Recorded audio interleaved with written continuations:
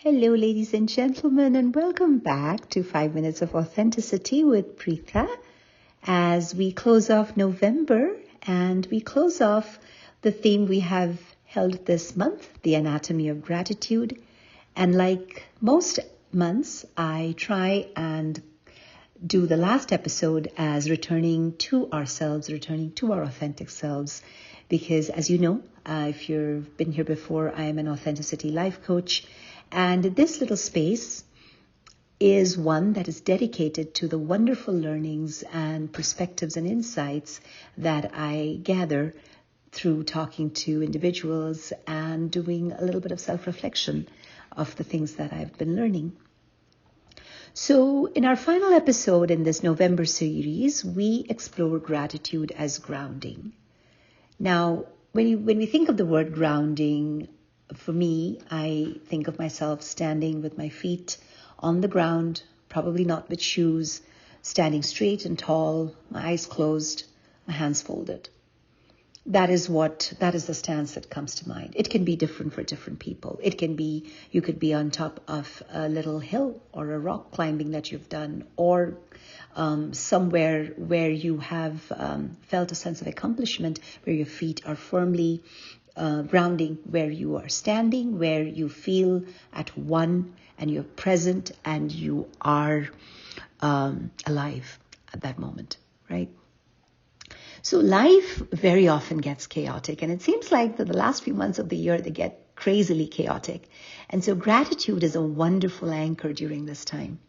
When everything around us seems too overwhelming, gratitude helps us, reminds us of what is steady, what is true, and what is enough. Sometimes when my daughter, she's a teenager and she's going through a rough day in school, or she's just going through some things that are overwhelming, and that's an age where things do seem overwhelming.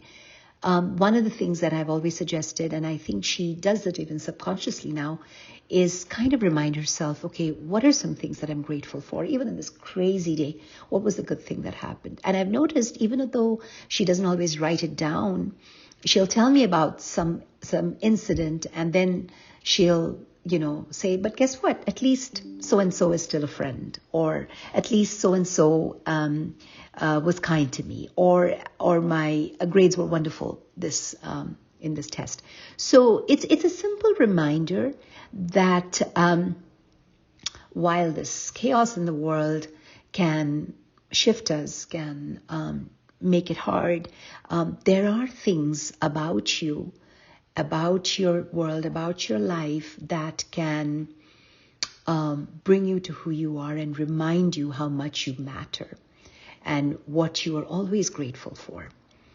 So gratitude journaling is a wonderful habit. It has been shown to rewire the brain, reducing stress, increasing resilience, improving sleep. One of the individuals in a workshop that I did recently, she is very particular about it. And it is amazing to see the change in her behavior towards herself, towards her circumstances, and dealing with what she's dealing with has changed so much just by her own self-discipline of journaling. In Maslow, who we talk about often, safety, belonging, those are some of the foundational needs, right? Those are the sense of, that's where we begin. And those things, as we talked about in the previous week, is stabilized through gratitude. We can feel a sense of connection and belonging through gratitude. It is not just a mood anchor, it is actually a spiritual anchor. So, I invite you today to think about with simplicity on what truth do you return to when you're grateful.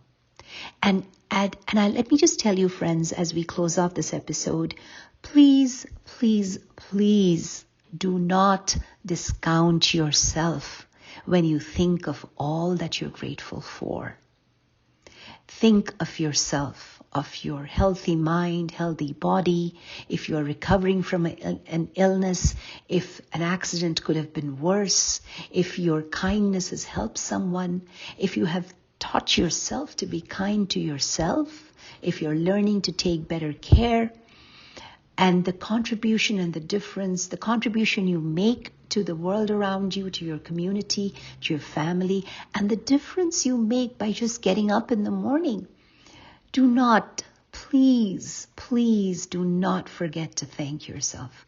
Because when everything in the world seems chaotic, just remember you are present, you are you, and you dang well be grateful for the person you are. Wishing you a beautiful November as we close off, and a wonderful rest of this year as we start December next week. And our topic is going to be an interesting one, friends. It's going to be about, drum roll, yes, closure. So as we wind up this month and we think of the last month of 2025, let's be grateful for the space that we hold for each other, where I am so deeply grateful that you take the time to listen to me. And I hope and I earnestly wish the very best for you. Thank you so much.